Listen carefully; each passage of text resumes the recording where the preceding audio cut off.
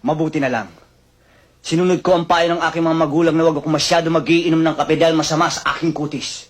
Disin sana'y hindi ganito ang aking kutis. Kutis porcelana!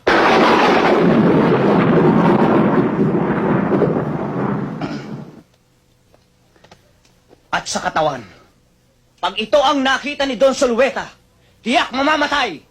Si Richard Gomez sa inggit!